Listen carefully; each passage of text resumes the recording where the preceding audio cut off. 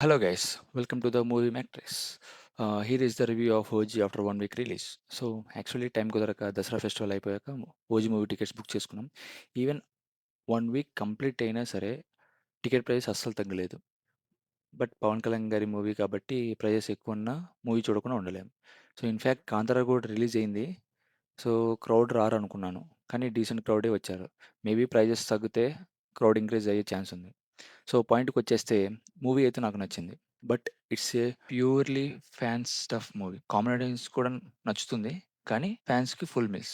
Story line చాలా simple and routine. దానిలో Japanese add చేశారు. మూవీ మెయిన్ పిల్లర్స్ వచ్చేసి Thaman music, Sujeeth stylish making, Pawan Kalyan gari swag style. BGM అయితే మాత్రం తమన్ చితక్కొట్టేశాడు. ఆల్రెడీ అందరూ కొణిదెల తమన్ అని పేరు కూడా పెట్టేశారు. పర్ఫార్మెన్స్ విషయానికొచ్చేస్తే పవన్ కళ్యాణ్ గారు ఆబ్వియస్లీ చించేశారు. విలన్ ఇమ్రాన్ హష్మి పర్ఫార్మెన్స్ కూడా బాగుంది. కానీ మరీ అంత డామినేటింగ్‌గా లేదు. ఇన్‌ఫాక్ట్ వీక్ అనిపించింది. ఈ మూవీలో బాగా నచ్చిన క్యారెక్టర్ నాకు అర్జున్ దాస్‌ది. చాలా బాగా చేశారు. నెక్స్ట్ 'ప్రకాష్ రాజ్' కూడా చాలా బాగా చేశారు. 'ప్రియా రెడ్డి' గారిది కూడా చాలా ఎక్స్‌పెక్ట్ చేశాను. కానీ మరీ అంతగా అనిపించలేదు. అండ్ హీరోయిన్ 'ప్రియాంక మోహన్' కొంతసేపు ఉన్నా చాలా బాగా అనిపించింది మూవీలో. పవన్ కళ్యాణ్ గారి చైల్డ్ క్యారెక్టర్ చేసిన అబ్బాయి కూడా బాగా చేశాడు. సో మూవీలో అయితే చాలా హై సీన్స్ సీక్వెన్సెస్ ఉంటాయి.